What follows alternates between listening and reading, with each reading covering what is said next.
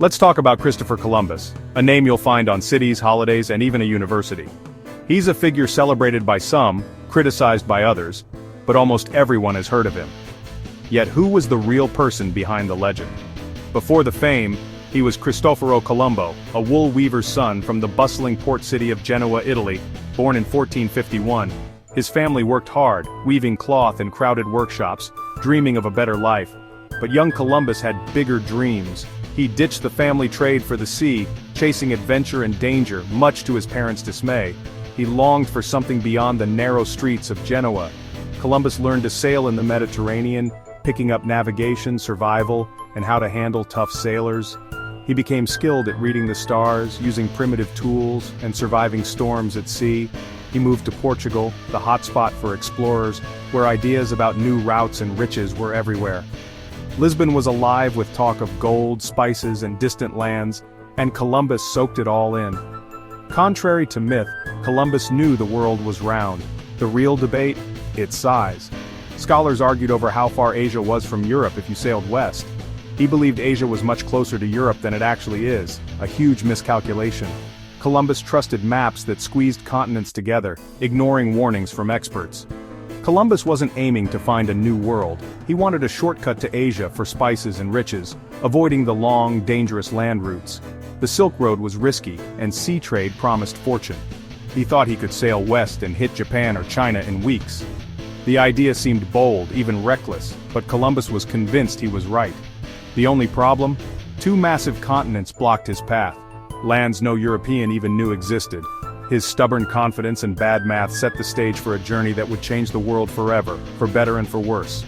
Sometimes history pivots on a single, spectacularly wrong idea, and Columbus's gamble would echo through centuries, shaping the world we know today. Columbus had a wild plan: sail west to reach Asia and get rich. It sounded simple, but in the 15th century, it was almost unthinkable. Most people believed the journey would be far too long and dangerous to survive, but he needed serious funding. Ships, supplies, and a crew weren't cheap, and only a king or queen could bankroll such a risky adventure. He pitched his idea to Portugal first, hoping they'd see the potential for glory and gold. They listened, checked his math, and said, "No way!" The Portuguese court was cautious. They'd already invested in their own routes around Africa. They knew the ocean was far bigger than he claimed, and their experts weren't easily fooled by bold promises. Undeterred, Columbus turned to Spain, determined to find someone who would believe in his vision. For 7 years he chased Queen Isabella and King Ferdinand, pitching his shortcut to Asia. Spanish experts were skeptical, and the royal court was often distracted by wars and politics. Columbus said Japan was 2,400 miles away. It's actually closer to 12,000. His calculations were wildly optimistic, and the experts knew it. Had the Americas not been in the way, his crew would have starved in the middle of nowhere. The risks were enormous, and failure meant certain death. The experts weren't flat earthers, they just knew math. They understood the world was round, but also knew how far it really was to Asia. For a while it looked like Columbus's dream was dead. Rejection after rejection wore him down, but he refused to let go. But he refused to give up, following the royal court from city to city, always pushing his vision. He became a familiar face in every palace hallway. His persistence was legendary, like calling customer service for 7 years straight, never taking no for an answer. Eventually, the Spanish monarchs started to listen. They realized that, despite the risks, the rewards could be enormous if Columbus was right. Sometimes, being stubborn is the only way to make history. Columbus's determination finally began to pay off. Columbus was about to get his shot. After years of struggle, he finally had the backing he needed. The world would never be the same. Columbus's journey was about to change history forever. In 1492, Spain had just finished the Reconquista, a centuries-long struggle to reclaim the Iberian Peninsula from Moorish rule. The nation was riding high on victory, its people celebrating a new era of unity and power. Queen Isabella, inspired by Columbus's bold vision and the promise of spreading Christianity to distant lands, decided to take a gamble on his audacious plan. The Spanish crown, along with private Italian bankers, pooled together the funds needed for the risky voyage, an investment many thought was doomed to fail. Columbus negotiated an incredible deal. If he succeeded, he'd be named Admiral of the Ocean Sea, governor of any new lands he found, and receive a full 10% of all the riches and treasures discovered, a fortune beyond imagination. With royal backing secured, Columbus was granted 3 ships, the Nina, the Pinta, and the Santa Maria, each vital to the journey ahead. The Santa Maria, though the largest and most imposing, was also the slowest of the fleet, while the Nina and Pinta, smaller and faster, were chosen for their agility and ability to explore unknown waters. Assembling a crew was no easy task. Many were pardoned criminals seeking redemption, while others were simply desperate men, hoping for a chance at fortune or a new life across the sea. 90 men, 3 ships, and a dream fueled by ambition, faith, and some very shaky math about the size of the world. Columbus was ready to risk everything he had, driven by hope and the promise of glory. The stage was set for one of history's most consequential and daring voyages. Sometimes, all it takes is the right moment, a bold vision, and a little luck to change the course of history. With hearts pounding and sails full, Columbus and his crew were about to set sail into the vast unknown. On August 3, 1492, Columbus and his crew set sail from Spain, stopping at the Canary Islands for supplies and repairs.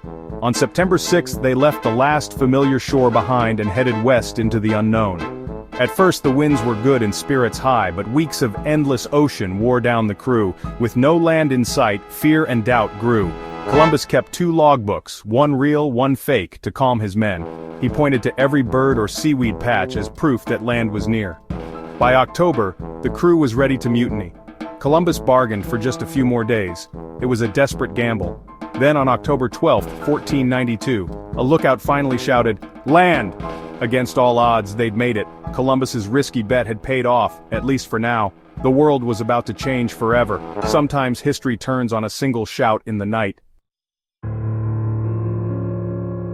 The land was a Bahamian island. Columbus, convinced he'd reached Asia, claimed it for Spain and named it San Salvador. The Taino people watched as strangers in armor planted flags and declared ownership.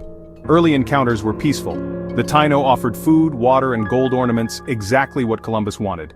He called them Indians, believing he was in the East Indies. Columbus's focus shifted from exploration to gold. He sailed to Cuba and Hispaniola, convinced he'd found Asia's edge. Tensions grew as the Europeans demanded more gold and ignored Taino culture. On Christmas Eve, the Santa Maria wrecked.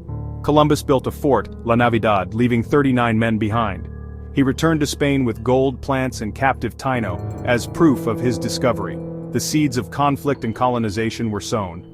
The first European settlement in the Americas was a powder keg waiting to explode.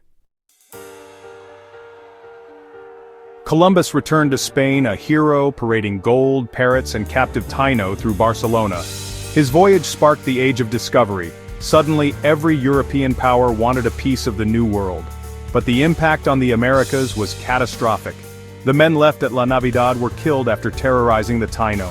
Columbus's second voyage brought 17 ships and over 1,200 men, not explorers, but conquerors. The Spanish, armed with steel and disease, devastated native populations.